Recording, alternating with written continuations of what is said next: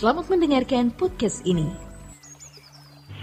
Nah, pengertian iman yang dimiliki banyak orang selama ini adalah secara akali setuju bahwa Tuhan Yesus itu juru selamat. Lalu menerjemahkan imannya dalam harga atau tarif tertentu. Ke gereja, tidak pindah agama, tarif yang dibayarkan. Dan mereka sudah merasa memiliki iman. Mereka merasa sudah memiliki iman. Kalau tidak beriman kan nggak jadi orang Kristen. Kalau tidak beriman ya nggak ke gereja. Kan begitu saudara. Jadi mereka sudah merasa beriman. Merasa sudah beriman. Karena ada dalam keyakinan secara akali bahwa Yesus Tuhan dan Juru Selamat. Bahwa Alkitab itu firman Tuhan. Kalau mereka mengekspresikan imannya. Menerjemahkan imannya dengan ke gereja. Tentu di depan umum membusungkan dada dan berkata, aku Kristen. Dan pengakuan itu sudah dianggap pembelaan terhadap imannya, gitu saudara. Nah, kita harus melihat bahwa ketika Alkitab ditulis sekitar tahun 40 sampai 100, ini rentang yang paling jauh ya, mestinya 50 sampai 90. Itu orang Kristen dalam situasi aniaya yang hebat. Apalagi Roma. Ini kan dibenarkan oleh iman bukan karena perbuatan. Anda menemukan itu banyak di kitab Roma. Nanti juga kita melihat di dalam Efesus nanti ya. Mereka dalam satu aniaya yang hebat. Begitu mereka mengakui Yesus sebagai kurios. Jadi mereka itu tidak menerima kaisar sebagai Tuhan loh. Padahal kaisar itu dianggap setengah dewa dan harus disembah. Ada kuil-kuil yang memang disiapkan untuk menunjukkan penghormatannya kepada kaisar. Dan orang Kristen paling tidak mau melakukan itu. Mereka memanggil satu sosok yaitu Tuhan Yesus sebagai kurios. Ya. Jadi iman yang mereka miliki itu iman yang harus dibayar dengan nyawa. Iman yang harus dibayar dengan nyawa. Iman yang harus dibayar dengan seluruh kehidupan. Tapi bukan dengan perbuatan. Oh, lebih gampang dengan perbuatan. Orang bisa berkata, saya tidak usah jadi Kristen. Kristen berbahaya. Kristen beresiko. Menjadi Kristen kehilangan hidup. Baiklah aku menjadi orang baik saja. Nah, Injil yang notabene berasal dari Palestina. Di komunitas masyarakat Yahudi. Yang tentu menyebarnya pertama kali oleh orang-orang Yahudi. Betul? Yang tentu dijangkau pertama adalah orang-orang Yahudi. Seperti Paulus kalau pergi ke satu tempat, dia datang ke sinagog. Sinagoge, tempat pertemuan orang-orang Yahudi. Di situ dia memberitakan Injil. Orang bisa berkata, saya lebih baik jadi orang baik daripada jadi orang beriman. Karena jadi orang beriman itu resikonya banyak. Jadi orang beriman itu resikonya tinggi. Paulus berkata, kamu nggak dibenarkan karena perbuatan, tapi karena iman. Dan harga iman itu segenap hidup. Orang beriman itu diterjemahkan dengan menyerahkan diri sepenuhnya. Saya tidak bisa mengerti kalau buku-buku teologi hari ini yang saya baca tidak memahami ini. Tidak memahami ini. Ini tuh dilupakan. Anda anggap ini sepele, tidak. Kalau dari dulu saya tahu hal ini, mungkin saya berpikir beda. Saya rasanya baru dapat ini tuh setelah tahun-tahun belakangan ini. Kalau menjadi orang Kristen pada abad mula-mula tidak mudah. Sedangkan kebenaran itu bersifat universal, mutlak, absolut. Artinya kebenaran ini untuk siapapun, bukan hanya untuk orang Kristen waktu itu. Tapi untuk semua orang Kristen, universal dalam arti terbatas untuk orang percaya ya, bukan semua orang. Pasti kualitasnya tidak boleh berubah. Tidak boleh berubah. Kondisi dunia boleh berubah, tapi substansi, esensi iman tidak mungkin berubah. Bahwa orang beriman itu berani kehilangan hidup. Itu pasti tidak berubah. Dan saya bisa menjelaskan sepanjang suara kebenaran saya sampaikan, saya berani menjelaskan dan saya bisa menjelaskan bahwa Kristen yang benar memang membuat kita kehilangan hidup. Nah, dengan penjelasan ini kan tanpa kita sadari secara tidak langsung kita menggugat orang-orang Kristen. Kamu semua Kristennya itu Kristen palsu. Imanmu iman bohong-bohongan. Kamu itu belum selamat. Kamu diselamatkan karena iman, dibenarkan karena iman. Kamu dianggap benar itu bukan karena sekedar yakin ya Tuhan juru selamat. Enggak. Kamu mempertaruhkan seluruh hidupmu, baru Tuhan berkata, ini yang benar. Nah, kembali lagi ke Lukas 18. Apa isinya? Ayat 1-8. Janda dan hakim yang lalim itu, yang tidak takut Tuhan, tidak peduli siapapun. Dan itu bicara soal integritas, bukan? Betul? Bicara soal integritas, bukan? Bukan soal permintaan yang bertalu-talu supaya Tuhan menjawab, bukan itu. You gak bisa bilang gini, oh Tuhan, aku mengasihi engkau. Padahal kamu tidak. Bohong loh. Lebih jaga mulutmu dan berkata, Tuhan, buatlah aku mengasihi engkau lebih dari hari ini. Aku mau belajar. Jujur. Kalau dulu kita kan gak begitu. Kita hajar aja kata-kata yang bagus. Takkan pernah kubawa selain yang terbaik. Coba kalau kita mengerti kebenaran ini, lalu lihat orang-orang Kristen yang hanya karena mau jadi orang baik, karena nggak mau masuk neraka gitu ya, nggak mau masuk neraka lalu ke gereja kan, ke gereja aja, nggak mau masuk neraka kan, ke gereja. Kita susah hati gitu. Kalau you cuma mau masuk dunia akan datang, nggak masuk neraka, you berbuat baik saja. Orang dihakimi menurut perbuatan, bukan menurut iman. You jadi orang baik, you masuk dunia akan datang. Kalau vulgarnya, you masuk surga. Tapi keselamatan dalam Tuhan Yesus itu hendak mengembalikan manusia kepada rancangan semula. Kalau untuk orang Kristen pada abad-abad awal itu dipaksa mereka untuk meninggalkan kesenangan dunia. Ya. Paulus mengatakan, kamu sudah mati. Hidupmu tersembunyi bersama dengan Kristus dalam Allah. Mati. Tidak ada harapan menikmati dunia. Tidak ada harapan untuk hidup nyaman sama sekali. Dan ayat itu sangat kontekstual. Dan tulisan itu betul-betul real, cocok dengan orang yang hidup pada zaman itu. Nah sekarang menerjemahkan hidup kita gimana nih? Ini rumit kan? Tidak rumit. Hidup orang Kristen waktu itu lebih mudah dibanding hidup orang Kristen hari ini. Kok begitu Pak? Oke gini. Kalau kondisi membuat Anda jadi orang Kristen yang benar, itu kondisi yang kondusif. Betul? Kondusif itu artinya suasana yang mendukung tercapainya tujuan. Sekarang kita punya kondisi yang tidak kondusif. Karena dunia terbuka lebar-lebar, kita boleh buat apa saja. Ini lebih sulit. Nah, jadi orang Kristen yang sungguh-sungguh, dari 100 orang waktu itu, 95 yang benar. Kalau sekarang dari 10.000 orang Kristen, 15 yang benar, jangan-jangan. Yang paling merusak justru pendeta dan teolog. Zaman dulu ada teolog nggak? Ditangkepi, uskup-uskup, pemimpin-pemimpin itu ditangkap. Alkitab juga belum utuh seperti yang kita miliki hari ini loh. Sepotong-sepotong, nggak lengkap. Dan banyak orang Kristen nggak kenal kitab Wahyu. Wahyu ditulis tahun 90-an. Banyak orang-orang Kristen nggak punya Alkitab loh. Mereka cuma mengikuti jejak Tuhan Yesus. Tentu pewarisan dalam bentuk dokumen lisan. Tuhan itu begini, ngomongnya begitu. Tetapi kondisi memaksa mereka jadi benar-benar benar.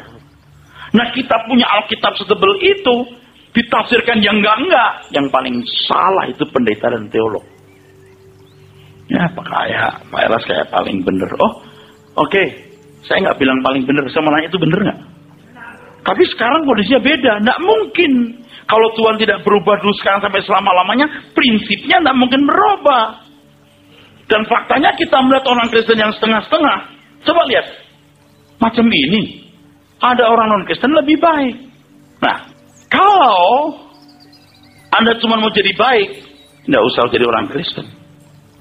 Tapi berhubung keselamatan bukan karena perbuatan baik, orang tidak terlalu ngotot berbuat baik. Paham nggak? Dan kalau ajaran berbuat baik seakan-akan Melecehkan prinsip only by grace. Hanya oleh anugerah. Seakan-akan melecehkan prinsip only by grace. Seakan-akan keselamatan yang diajarkan Pak Elas itu Yesus plus. Yesus plus perbuatan baik. Itu yang saya dengar berulang-ulang.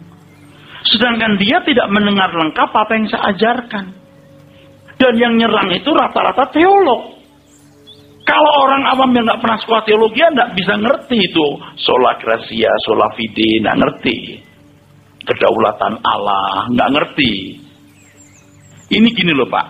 Ini bumi, semua dosa dipikul oleh Tuhan Yesus. Ini yang namanya anugerah.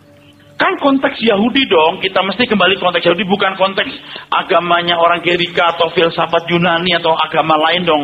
Terus kembali kepada konteks agama Yahudi, di mana mereka diajar bahwa perbuatan baik itu menyelamatkan. Memang menyelamatkan. Memang perbuatan baik itu menyelamatkan. Menyelamatkan dalam konteks masuk dunia kan. Datang dengan darah domba. Nggak mungkin nggak ada darah domba. Nah darah domba itu kan simbol. Simbol ini. Simbol salib.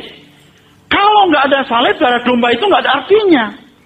Maka mereka berbuat baik, melakukan hukum Taurat. Ada salahnya, domba disembelih. Itu jalan keselamatannya. Tapi bagi orang percaya hal yang berbeda. Ketika orang percaya harus disalib seperti Tuhan disalib. Menyalibkan keinginan dunia. Kenapa orang-orang Kristen mula-mula tanpa Alkitab banyak yang baik? Kenapa? Satu. Ayatnya satu di Timotius. Akar segala kejahatan cinta uang. Bukan saya ngomong. Alkitab yang berbicara. Makanya suasana kita lebih berat untuk jadi Kristen yang benar.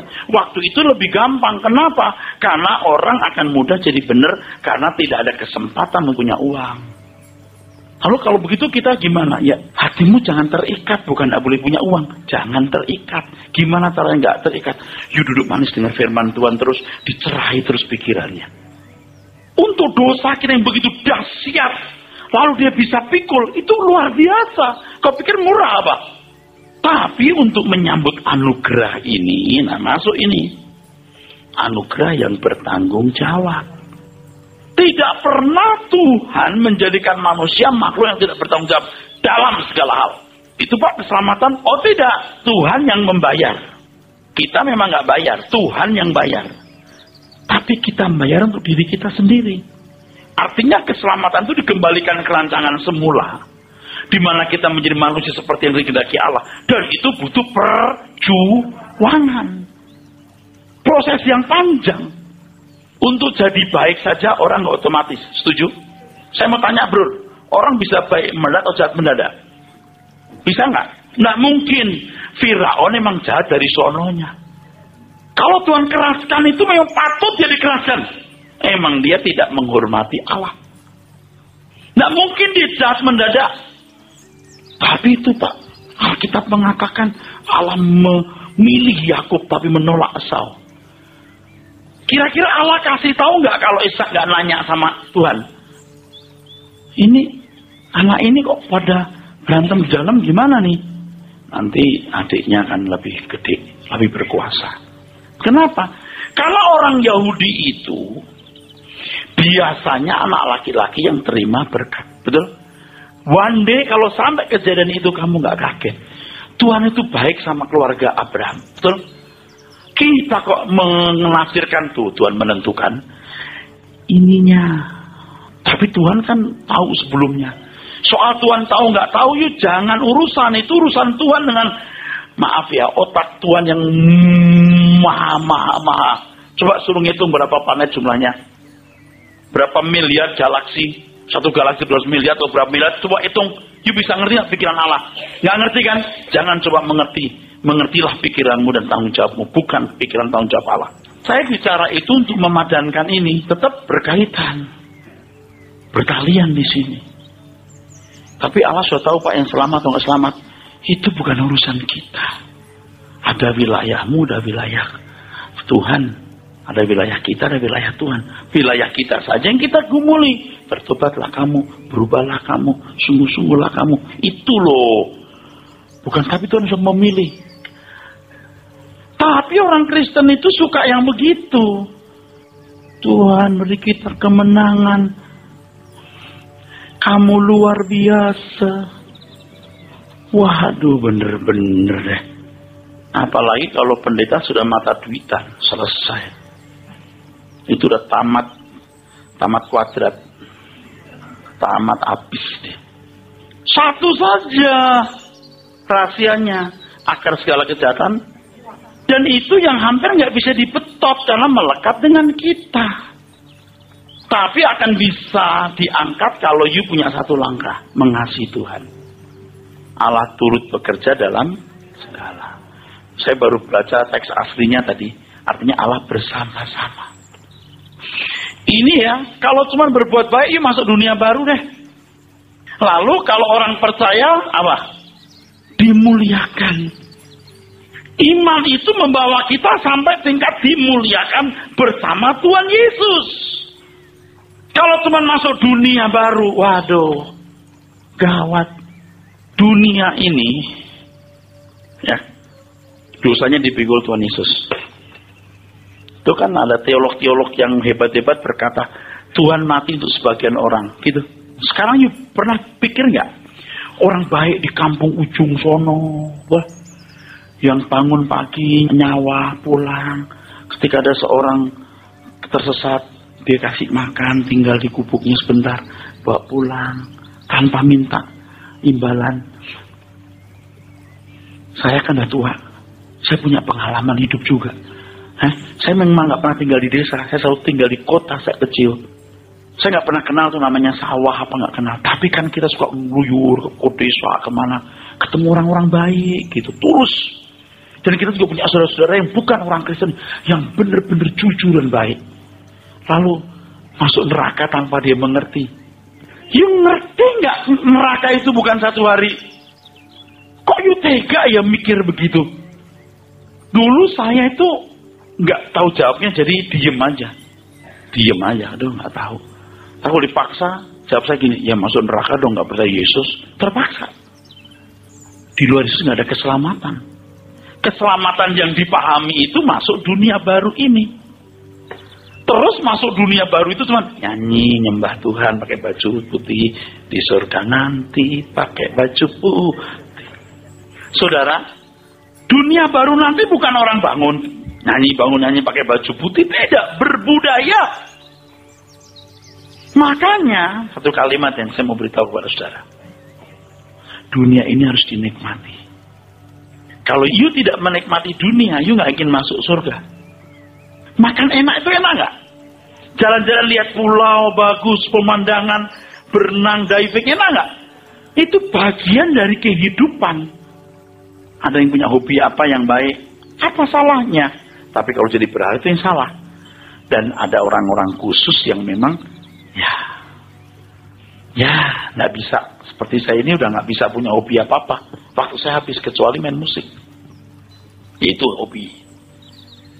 Nah, karena orang melihat dunia baru itu tidak ada kerja, nggak ada budaya, nggak ada estetika atau keindahan, tidak ada kreativitas, tidak ada seni. Orang jadi serakah. Sekarang pun menikmati sebanyak-banyaknya karena nggak ada lagi nanti. Nah, masalahnya Anda percaya nggak dengan yang dikatakan Tuhan bahwa di mana aku ada, kamu ada. Kalau tempatnya tidak indah, Tuhan nggak perlu janjikan itu. Sebab Tuhan tidak mungkin membuat satu format yang sementara. Karena Tuhan itu kekal. Pribadinya kekal dan semua yang dibuat hukumnya kekal. Nggak berubah. Hukumnya tidak berubah. Nanti surga lain, Pak. Nggak mungkin. Itu dualisme. Kalau saya dengar dulu orang khotbah, saudara, kalau kita nggak bisa memuji Tuhan, bisa menyembah Tuhan, di surga kita akan terusir. Maksud lo apa? Semua nyanyi? Iya, waduh, bener-bener. Ngerti nggak? Pernah dengar begitu kan? Ada yang begini, kita harus bisa berbahasa roh. Karena di surga itu semua bahasa roh. Kalau saya sampai nggak marah itu ya, nggak bisa. Karena itu memang salah gitu. Itu salah gitu loh. Ini lihat dunia baru. Karena orang merasa nanti nggak ada kehidupan seperti ini, sembrono dalam segala hal. Di dunia akan datang itu kehidupan seperti hari ini, saudaraku. Makanya orang itu harus memaksimalkan semua potensi. Nah, kalau seorang tokoh agama yang nggak kerja apa-apa, cuman semedi, itu nggak ada formatnya di Alkitab, nggak ada formatnya. Amin. Nanti dia punya surga juga begitu adanya. Dia nggak bisa adjusting, nggak bisa penyesuaian dengan surga yang akan datang. Nanti bingung.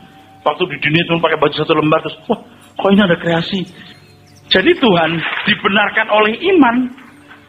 Itu jangan dipahami dibenarkan atau diselamatkan hanya karena setuju, bukan. Harus lihat konteks zaman waktu itu. Ketika orang percaya Yesus, habis semua kesenanganmu, habis duniamu. Tapi jangan lupa loh, orang-orang yang sungguh-sungguh di dalam Tuhan itu makan apa aja enak, tidur di mana pun nyenyak, betul? Pasti Tuhan juga akan memberikan dia kesenangan-kesenangan di tengah-tengah kesempitan hidup. Tapi jangan harap mewah-mewah seperti pejabat-pejabat Roma. Nangkep ya saudara? Ini indah sekali. Sebab kalau sudah bertumbuh dalam kebenaran, kerja keras, duit ada, nggak mungkin Tuhan bikin Anda miskin, nggak.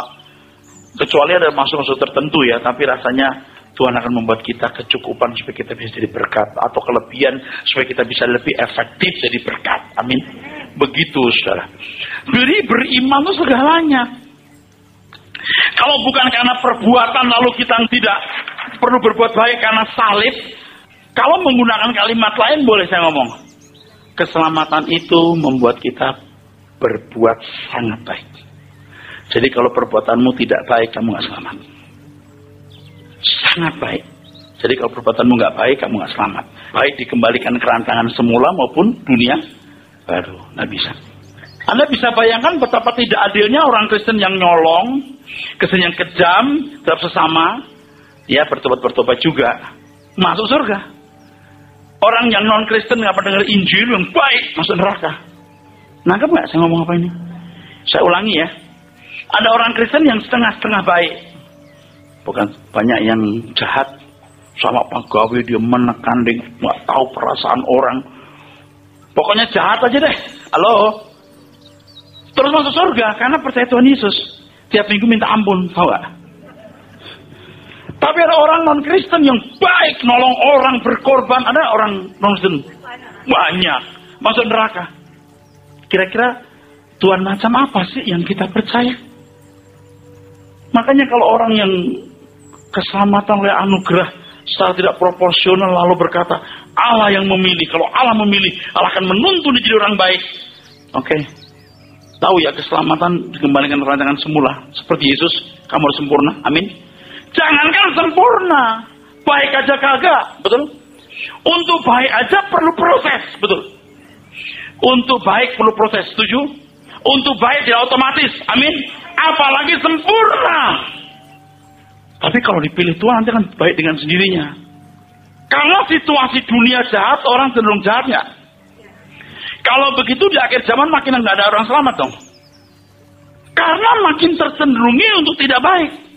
Buktikan ya, Eropa.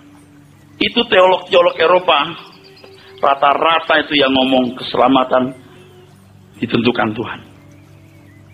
Kalau ketemu Jerman, Belanda, wah teologianya begitu. Lihat Eropa, masih ada bau Kristennya nggak? Nah, sejarah mencatat orang-orang yang tidak sealian itu pindah ke Amerika. Amerika lebih masih ada cium bau Kristennya. Nggak tahu ya kalau Inggris sih, saya nggak pernah ke London, saudara. Kita buka Efesus.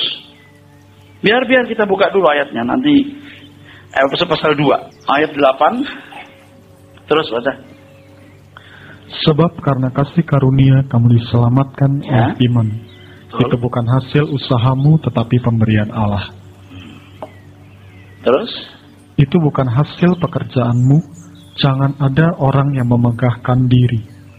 Karena kita ini buatan Allah, diciptakan dalam Kristus Yesus untuk melakukan pekerjaan baik. Ya, bukan karena perbuatan baik, bukan kalau kamu berbuat baik. Justru Allah mempersiapkan kamu untuk berbuat baik. Berbuat baik standar Allah, paham? Nggak mungkin otomatis dong. Iya. Dasarnya harus kembali ke Yahudi tadi. Keselamatan itu kalau orang Yahudi melawan Taurat. Betul saudara? Kalau gagal ada darah domba. Mereka tidak tahu darah domba itu Tuhan Yesus. Setelah darah domba Tuhan Yesus disembelih betul-betul, orang-orang Israel, orang-orang Yahudi, dan non-Yahudi yang berbuat baik bisa dihakimi. Bisa dihakimi. Dunia akan datang surga atau neraka. Bisa dihakimi. Bisa dihakimi. Kalau Tuhan nggak mati kayu salib, nggak ada. Maka pemberiannya cuma-cuma.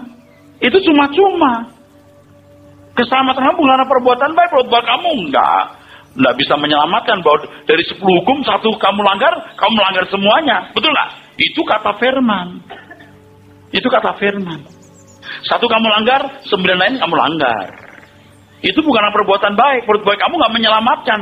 Darah domba yang menghapus. Dan darah domba itu adalah simbol dari lambang atau itu nubuatan dari korban Tuhan Yesus. Nah, kalau kita orang percaya bagaimana? Kamu harus sempurna seperti Bapa di surga. Itu kalau di awal-awal Tuhan mulai menyampaikan firman-Nya kan begitu. Kalau hidup keagamaanmu lebih dari ahli Taurat orang Farisi, kamu gak masuk surga. Lo surga gua kok beda karena kamu orang pilihan. Dan kita harus membaca seluruh perjanjian baru kita tahu dimuliakan bersama dengan Tuhan Yesus. Tuhan menjadi yang sulung di antara kita semua saudaranya. Halo? Lah, luar biasa. Kita dipersiapkan untuk berbuat baik, tapi nggak otomatis loh. Buktinya apa? Baca seluruh kitab Efesus. Misalnya Efesus 4. Jangan lihat satu kalimat lalu ditafsirkan. Ini loh. Ayat 17, baca dulu. Sebab itu kukatakan dan kutegaskan ini kepadamu di dalam Tuhan. Jangan hidup lagi sama seperti orang-orang yang tidak mengenal Allah dengan pikirannya yang sia-sia. Kalau orang bisa otomatis baik, perlu nggak nasihat ini? Kalau orang tidak mungkin jatuh terpeleset, ada nggak nasihat ini? Logikanya yang nggak ada. Dan ayat seperti ini banyak sekali. Paham nggak, saudara? Lebih banyak yang begitu. Justru ayat kamu dipilih, sebelum dunia dijadikan. 1-2 ayat lawan sekian ratus yang lain. Kok masih bandel tuh orang? Oke, terus 20. Tetapi kamu bukan demikian. Terus kamu telah belajar mengenal Kristus. Kamu bukan belajar mengenal hukum, ya, mengenal Kristus. Kurios. Terus. Karena kamu telah mendengar tentang Dia dan menerima pengajaran di dalam Dia menurut kebenaran yang nyata dalam Yesus. Pada waktu belum ada Alkitab loh, selembar-selembar saja loh, betul? Iya. Kok sudah sampai kebenaran? Itu secara lisan. Jadi begini, saudara, nanti satu kali saya mau khotbahkan khusus bahwa setiap rasul-rasul itu memuat Injil dalam dirinya. Otaknya itu Injil, perkataannya itu Injil, perbuatannya Injil. Sekarang kita punya begitu banyak Alkitab nggak dibaca, nggak ngerti, dan yang ngajar atau manusianya tidak jadi contoh, udah selesai, habis. Waktu itu belum ada Alkitab dan baru lengkap begini. Kok jadi Kristen yang hebat-hebat begitu ya? Karena Roh Kudus pimpin. Makanya sekarang ini juga mesti Roh Kudus pimpin kita. Harus bergantung sama Roh Kudus. Ayat 22, yaitu bahwa kamu berhubung dengan kehidupan kamu harus menanggalkan manusia lama. Tuh, menanggalkan manusia. Kita yang menanggalkan. Terus? Yang menemui kebinasaannya oleh nafsunya yang menyesatkan. Ya, terus? Supaya kamu dibaharui di dalam roh dan pikiranmu. Nah, yang saya mau ngomong ini. Pikiran dan rohmu, roh itu spirit. Dibaharui. Baru ketika ketemu Tuhan, kita nyambung. Jadi yang namanya beriman, bukan perbuatan gak perlu. Anda harus berusaha jadi baik. Sempurna bahkan. Bukan karena perbuatan, bukan berarti lalu kita nggak berbuat baik. Ya, ingat ya penjelasan sebelumnya ya. Iman itu merenggut hidup kita untuk mencapai kesempurnaan. Kalau masih perbuatan baik berdasarkan Taurat, dia juga nggak bisa langsung hubungan sama Tuhan lewat imam tuh. Karena you sempurna seperti Bapa jadi anak Allah, kita langsung bisa bertemu dengan Tuhan. Amin.